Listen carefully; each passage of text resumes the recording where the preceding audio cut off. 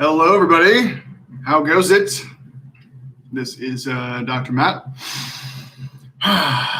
aka the CHOQTOR, aka CHOQ Chief Scientific Officer and Formulator. And yeah, welcome back. Let's see if we got some familiar faces here. Marius, Lillian, okay, cool.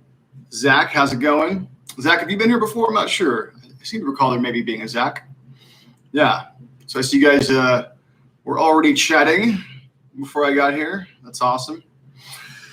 Let's see what Marius says. You received your 10 bottles order from today. Nice. Let me know what is okay for your wife to take. So Marius, to answer your question, long story short, all CHOQ products are great for men and women with the exception of Daily, which is going to be a product that was formulated specifically for men. So Daily is a men's product, but everything else in the CHOQ line is made for men and women, so your wife can take anything else other than Daily. You certainly could take Daily if she wanted to, but that is not its intended use. So, because it is going to be pretty high on the young testosterone, adrenal end of things. So, yeah. Hey, Kenny, how's it going? What's up? How's everybody's Friday? Are you stoked for the weekend? Are you getting chalked up, ready to go hit the trail or whatever it is that you do? Yeah. Lillian says, have missed 10 live chats and won't be missing any more. Awesome. Nice. Yeah. We did a poll in Telegram, and it looks like most people said closer to 6 o'clock Central Time was good for them. I'm going to be experimenting with both 5 and 6 o'clock and comparing the two of them. I think it's also possible not everybody maybe paid attention to the central part. It's possible some people might have missed that. So in case that happens, I'm going to try 5 and 6 p.m. slots and kind of see which one performs better next week. But from now on, Live with the CHOQTOR will be at either 5 or 6 p.m. Central Time. So that's the new time slot for now. Yeah. What's the best time to take Irish Cmos, Lillian? There's no particular time that you need to take Irish Cmos. Really, any time is fine. So whatever works for you. Totally fine. It's just a superfood, it's not super stimulating. So if you take it at night, it's not going to keep you awake or anything like that, So really anytime you want is totally fine. Yeah. Every day is a good day when CHOQ subs are in the house. Nice. All right. Looks like we have a fan. Thanks for that, Kenny. So what's new, everybody? What have you guys been getting into? What's new in the news in the natural health world? As far as, things we can talk about on here. Will, you are correct. Shilajit helps with mineral intake. Yeah, like I've been saying, for those of you guys who were on the show yesterday, this guy right here, Shilajit, contains something called fulvic acid. So let me make sure it's not blurry here. Let's see, there we go.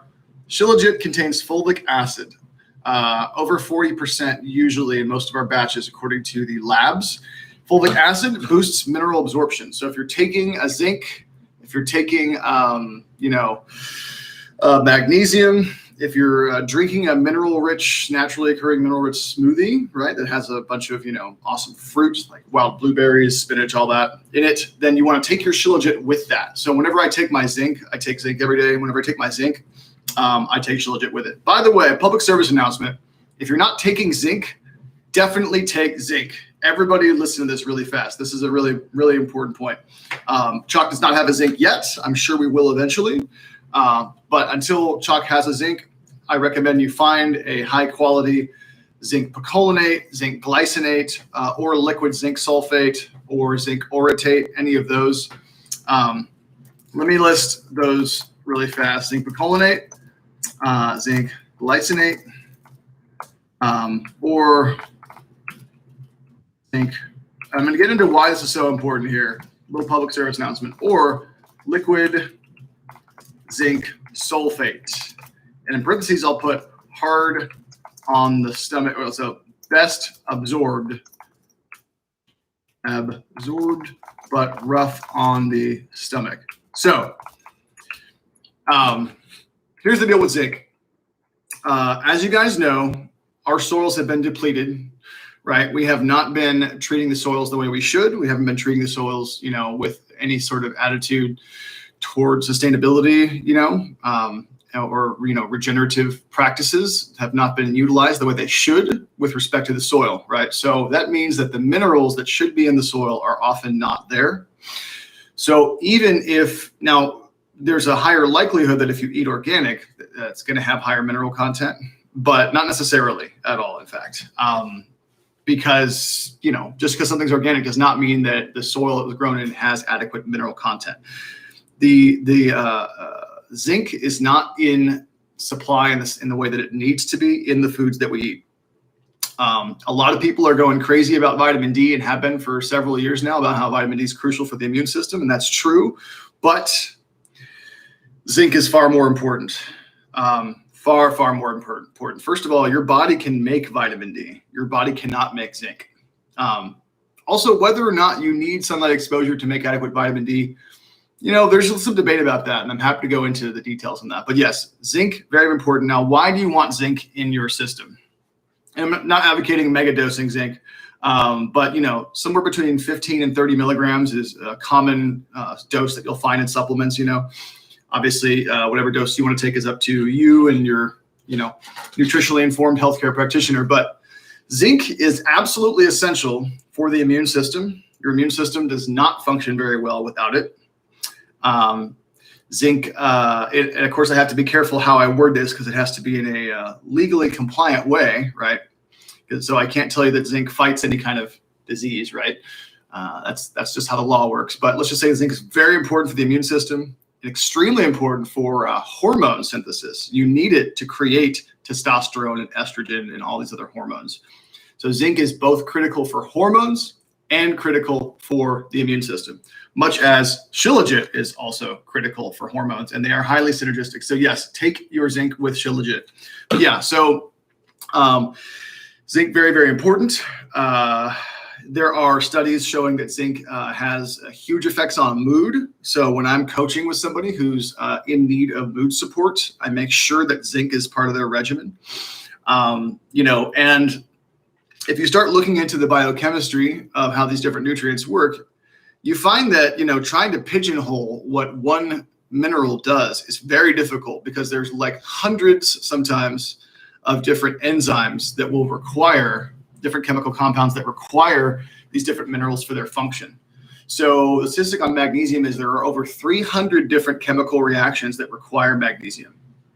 And yeah, actually, since we're on a mineral roll and talking about Shilajit and mineral absorption, let's go ahead and move forward with magnesium too. But yeah, zinc, absolutely critical. It's dirt cheap. There's no reason not to take zinc.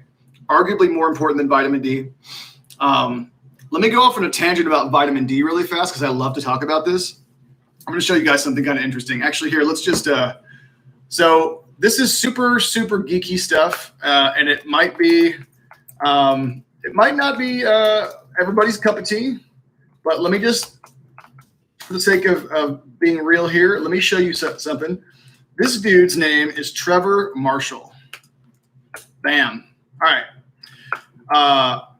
Trevor Marshall runs the Autoimmunity Research Foundation. And Dr. Marshall he's a mad scientist from Australia. He's actually a biomedical engineer, and basically he has noticed that vitamin D behaves very weirdly in certain people. And long story short, the vitamin D levels that we see in people's blood may be not correct. So when you measure someone's vitamin D, you're only measuring one version of vitamin D. So when you hear all these studies about, people with low vitamin D have this going on and we have to get their levels up, that may be true or it may not be true. And here's why. When you take vitamin D, it's usually as vitamin D3. It could be as vitamin D2. By the way, don't take D2. D2 is kind of lame, right? D2 requires one more step to be converted. And is not as effective. So if you take D2, your body has to first convert it to D3. So if you take it to D3 in the form of D3, it's already converted. So your body has to take D3 and has to change it to its intermediate form, right? Which is called 25-hydroxy-D, also known as calcifediol.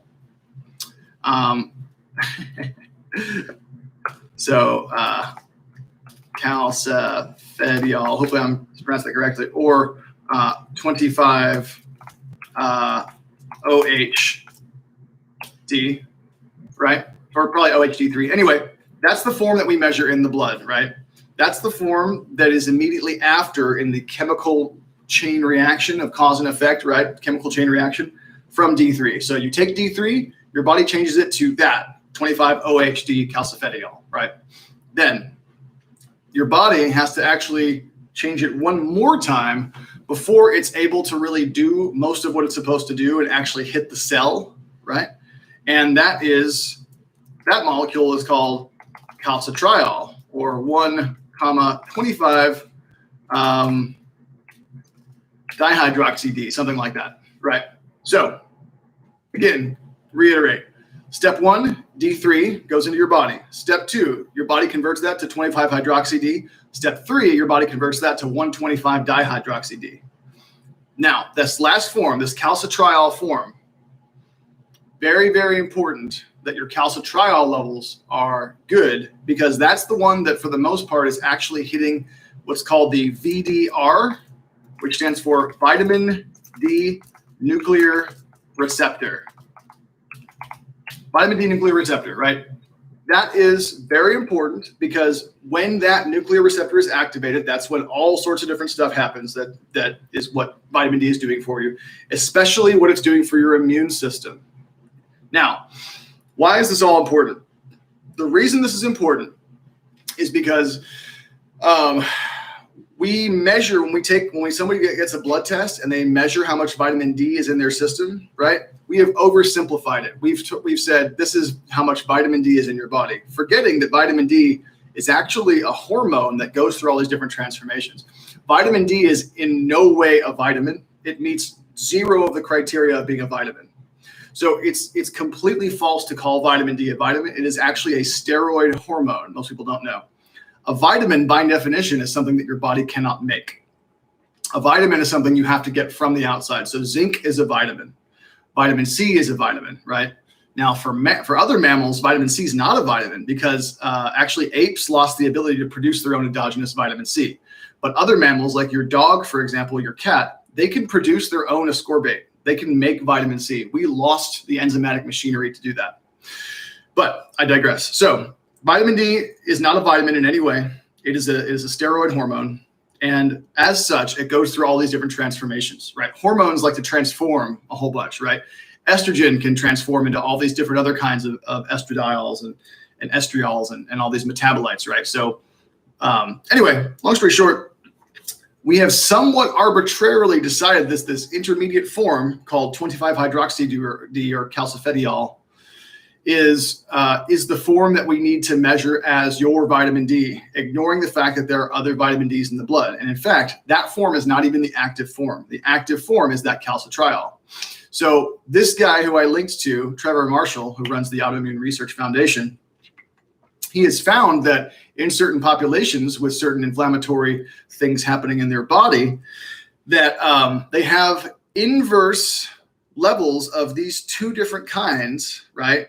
And what do I mean by that? So with these people who he deals with, who he does experiments with, he will measure both the calcitriol and the calcifediol, or the 125-dihydroxy, or let's just call it the ultimate version number 3, the final destination, versus intermediate version number 2, right? He'll measure both of them, and they're inverted, right?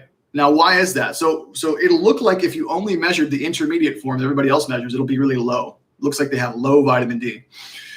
When you actually measure the active form, the calcitriol, the ultimate form, it's sky high. Now, why is that? Well, he says that there are certain microorganisms that are toying with the vitamin D system, and certain perhaps microorganisms that are counterproductive. I'll just put it that way, right?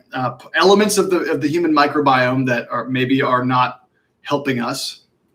And I can't get too much more specific than that without getting into weird territory that might not be okay for me to talk about. But so there are critters in the microbiome that are affecting the vitamin D system. And how are they doing that? How are they causing intermediate vitamin D to be so low, but real vitamin D to be sky high? Well, what they have done is they have figured out, some of these critters have figured out a way to shut off the human immune system at this cellular level. So, okay, here's your cell, right? And then you have certain microorganisms, right, can get inside the cell, and they want to live in the cell, right? These critters want to have a place to live like anyone else, right? So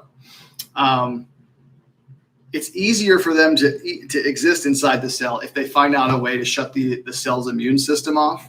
They can create molecules that look like vitamin D. These critters can do that. They can look like vitamin D, and they can actually bind to the vitamin D receptor and shut it down.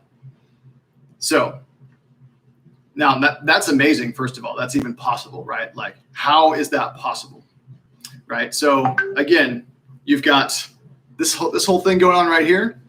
Sorry, 1 second. Yeah. Need to turn that off. So long story short, though, you've got the cell here. You've got critters that want to live in the cell. They figured out how to turn the immune system inside the cell off, and they block the vitamin D receptor by doing that. And hopefully I haven't lost you guys, but let's just put it this way. When this happens, what happens is this real vitamin D has nowhere to go because something is blocking it from docking at the actual receptor it's supposed to dock at inside the cell, right?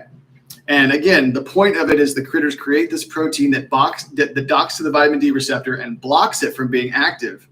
Because if it were turned on, then the immune system would be functioning, and then it might get kicked out of the cell, and it would be hard for this critter to live there.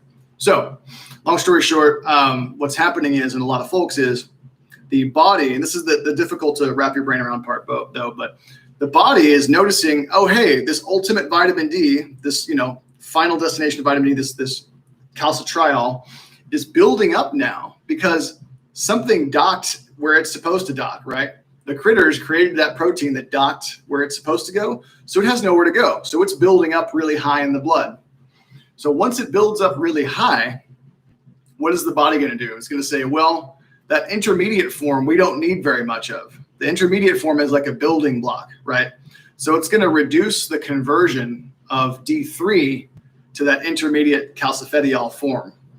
So what you have is you have a pseudo vitamin D deficiency, right? Where it looks like if you only measure the intermediate form, like vitamin D is low, and our answer is just throw more vitamin D at someone. And in some cases, that can actually help.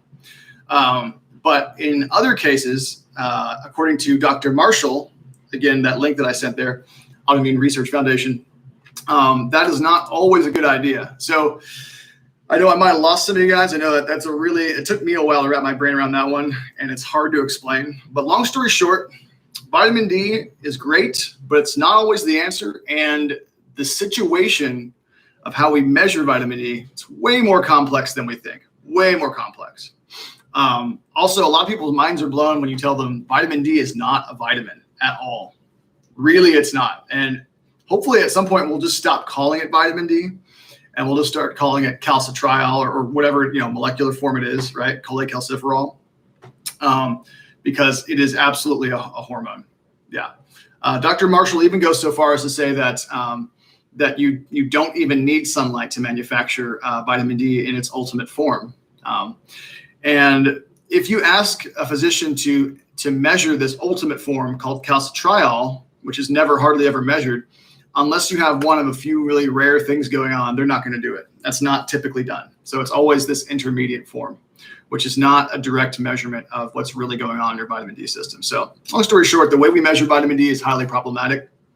And so a lot of the research on it is a little bit questionable because it's not measuring the ultimate form of vitamin D. Yeah.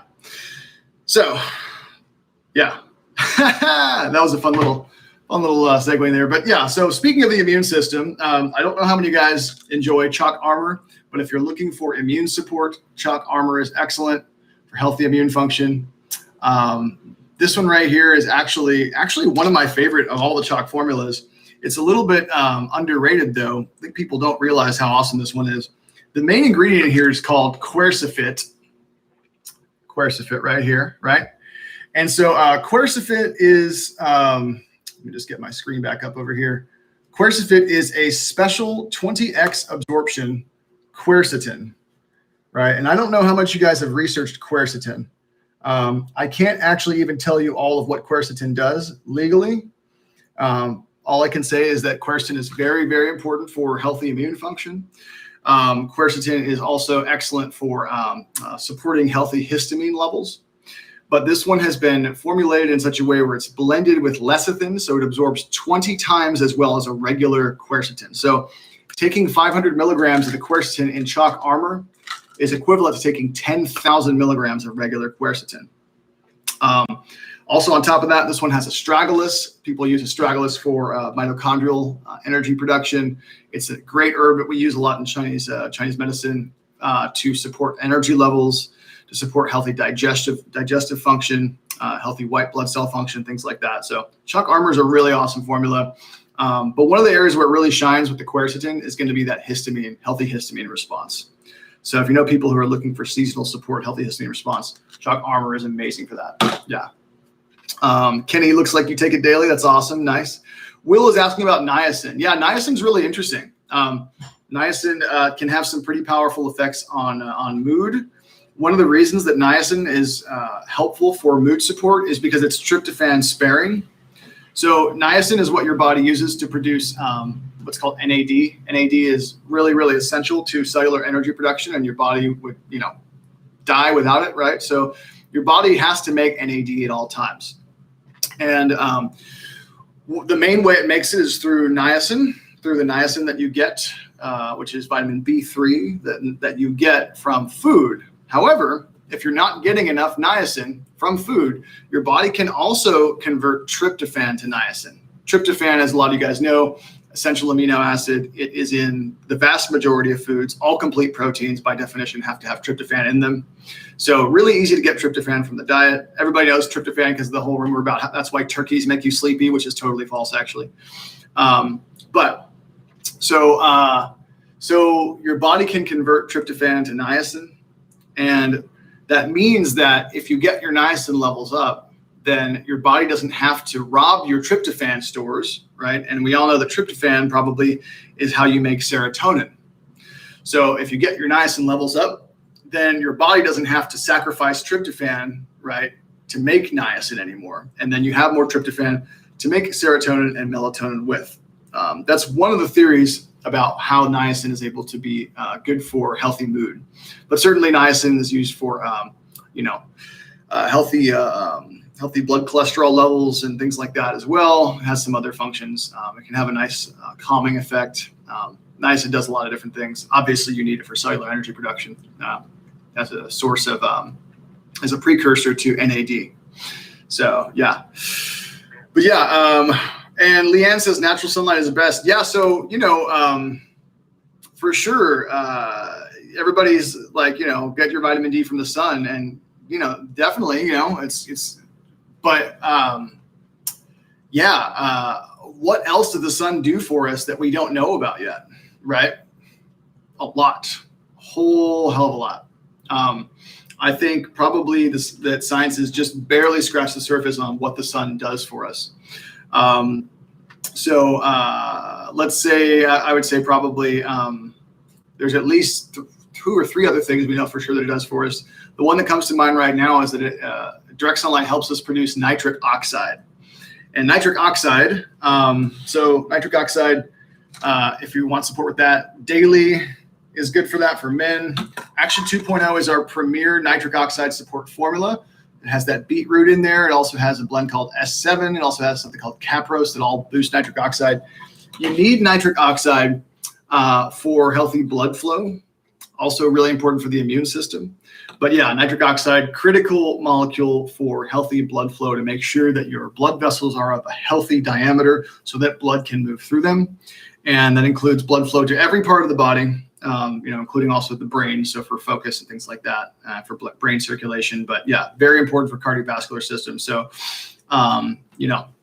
if you want healthy blood pressure levels, get more sunlight for sure. Sunlight also has, just getting sun, not by staring at the sun, but just being outside in sunlight naturally without any kind of sunglasses on or any kind of glasses or contacts, anything that blocks UV. We need UV from the sun into the eyes for a whole bunch of different things to happen. There's been some research. There was a veterinarian a long time ago who did research showing that when he when he basically blocked UV and added UV lenses to different animals, that it totally threw off their hormones. So yeah, so if you wear glasses all the time or contacts that are blocking UV, you might want to do some research into that, because there is some evidence to suggest that UV light to some extent is actually critical. And the light coming into your eyes has dramatic effects on your hormones, actually. There's a guy, let's see if I can remember his name. He's a surgeon. It's this guy, what is his name here? He's does anybody know what I'm talking about? He's this dude. He's a former surgeon. He talks a lot about mitochondria and the sunlight. Yeah, I can't remember his name right now, but if I do, I'll link to you guys. But he's the one who cites all this information. So yeah, sunlight, very important for your hormones. Yeah, and you have to think, like, what else is lack of sunlight probably linked to in terms of areas of your health that could be probably much better and more optimized if you were to get back in the sun, you know? Yeah, and of course we have winter approaching, so, you know, how much of our different mood stuff and cardio stuff and immune stuff is all linked to insufficient sunlight, you know? Yeah.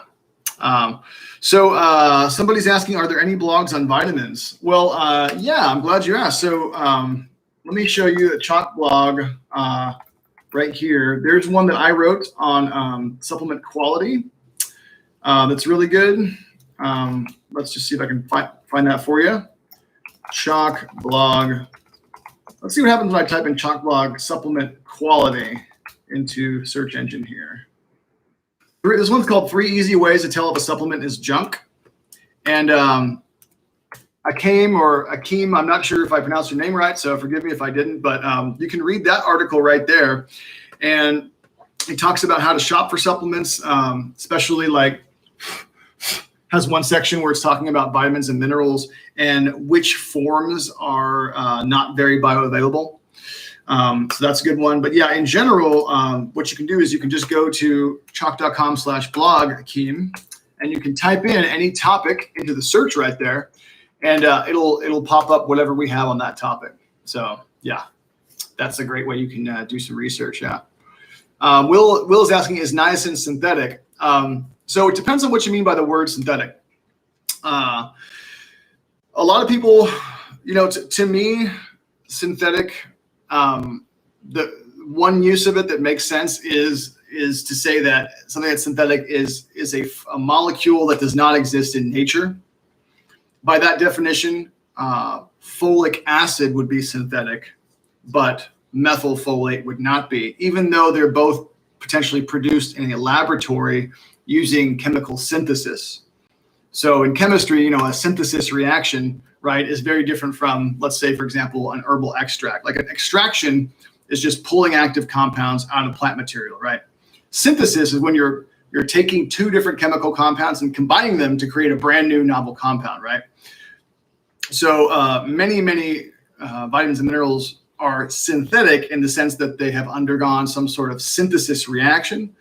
But what's less important, what's much more important is it a natural molecule? So for example, methylfolate is a natural version of folate, the kind of the version that already occurs in your body that you find in nature. And essentially you can produce, like, it's still produced using some synthesis reactions in a laboratory, right? But in my mind, it's not synthetic because it's bioidentical. It's the same naturally occurring form. Folic acid is not at all natural. Folic acid does not occur anywhere in nature. And so it's very, very different in a sense. That's my sense on it. So, but yeah, niacin, there are various different forms.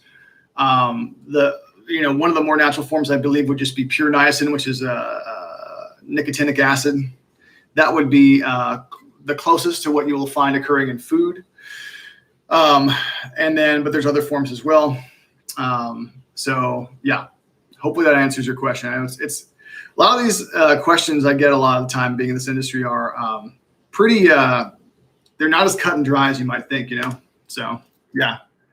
And well, we're almost at the half-hour point, so I think it's time to give away prize number 1.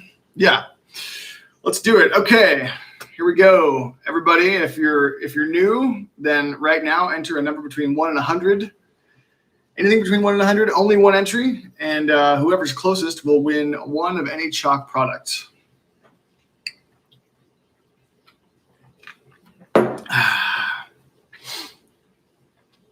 And try to get your answers in quickly if you can, so that we don't have to wait for too long. Yeah. All right. Who is psychic enough to intuit the number? Okay. Here we go. And the number is 98. Wow, super high number again. Interesting. So let's see. Raffatol guessed 91. Anybody else guessing the 90s? Raffatol it is. There we go. So, Raffatol, not sure if I'm pronouncing your name correctly or not, but you are the winner. So congratulations. Email CHOQ@CHOQ.com. Let them know that you won prize number 1, and just pick out any CHOQ product you like. So great job. Yeah, Raffatol, you sure did. Did you win before? I can't remember. It's funny, we do have a couple of repeat winners, and the customer service folks are like, hey, did you like, we don't have anybody cheating, do we? I'm like, no, we don't have any cheating. We just have some people who are psychic enough to win multiple times. If you think about it, the odds, are pretty low of winning multiple times. But yeah, congratulations, Raffatol. That's great. Yeah, what else? Oh, back to minerals. I was going to talk about magnesium for a second too. Magnesium is a really big deal. I'd say that the top 2 minerals that are the most important for most people to be taking, the average person, are magnesium and zinc. Those are the ones that are absolutely essential. Yeah. Magnesium and zinc. Well, I already talked about zinc. And definitely, go back after this video, after you make sure to like this video, please. If you can, definitely helps us. But after you like this video, make sure you're subscribed to the CHOQ channel, wink. Go back and watch this and watch over the parts where I'm talking about which forms of zinc to take, why zinc is important. And then you can rewatch this part too in a second for your own edification about magnesium. So I'm going to get into magnesium right now. So why do you want to take magnesium? So first of all, a lot of folks, I'll just go off of what I know about people in the United States. There was some research a little while ago showing that magnesium was about 3/4 of United States United States adults were low in magnesium or did not get the recommended daily intake of magnesium, right? Not that they were grossly deficient, but they got below the amount they're supposed to, 75% approximately. That's a lot. Magnesium runs over 300 different chemical reactions in the body. It does a little bit of absolutely everything. You need magnesium for your brain, for your heart, for your liver, for your muscles, really for everything. You need magnesium. It's critical for your bones. It's as critical as calcium for your bone formation. It switches on bone-producing genes. It's necessary for blood sugar health. You need it to build neurotransmitters like serotonin and dopamine. It also has a calming effect. It's a muscle relaxing type of molecule. It induces, your body uses calcium for muscle contraction and uses magnesium to reduce contraction or for muscle relaxation. Basically, they have opposite effects. It has a relaxing effect on the nervous system. So if you're somebody who's stressed out or tends to be a little bit tweaked, and you need to gently relax your nervous system, magnesium is ideal for that. Very important. In higher doses, it can even act as a laxative, which for some people that can be a good thing, right? I mean, the list goes on. You need it for mitochondrial energy production. You need it for heart. It has a vasodilating properties, meaning that it also, like nitric oxide, supports a healthy blood vessel diameter, right? So, again, 300 different chemical reactions. So what forms of magnesium are best? Magnesium Taurate is excellent. Magnesium glycinate. Those are really going to be two of my favorites. Taurate I like a lot because taurine itself, so magnesium taurate is magnesium bonded to taurine. Taurine itself, a lot of people recognize it from energy drinks, and so they think it must be a stimulant. It's not a stimulant at all. In fact, taurine is relaxing. It supports cardiovascular function, but taurine also is really important for GABA. So taurine promotes GABA. GABA is your brain's inhibitory neurotransmitter, helps to keep the brain in a relaxed state. There are a lot of reasons why people might not have enough GABA. I'm about to later today publish a really awesome, so stay tuned, a really awesome in-depth video I did with Dr. Anthony Thomas, who is a nutritional expert, PhD in nutrition, on our ashwagandha. So in this video that'll be coming out later today, we talk for over an hour about all of the 15 different studies on this particular ashwagandha that CHOQ uses. And we also go into really great detail on why stress hormones can affect your vitality in all these different ways. We go into deep physiology regarding how the immune system works. And we also talk about iron. We talk about all sorts of stuff, not just ashwagandha, because this guy is really on the level. He's super, super brilliant. And so whenever I get to nerd out with another guy like that who's into that kind of stuff, it's always a cool conversation. So definitely check that out on the channel. One of the reasons I brought that up, though, is because ashwagandha helps to promote healthy GABA levels. And GABA is, again, that relaxing neurotransmitter. One of the ways that GABA is so good for the brain for mood and focus is that it's not a stimulant, right? It's not like coffee or something like that, you know? And certainly some of our products are a little bit more stimulating, like CHOQ Daily, for example, right? Obviously still in a different way from coffee, way more balanced. But what this does, it helps keep you in that Zen, calm, focused type of state, right?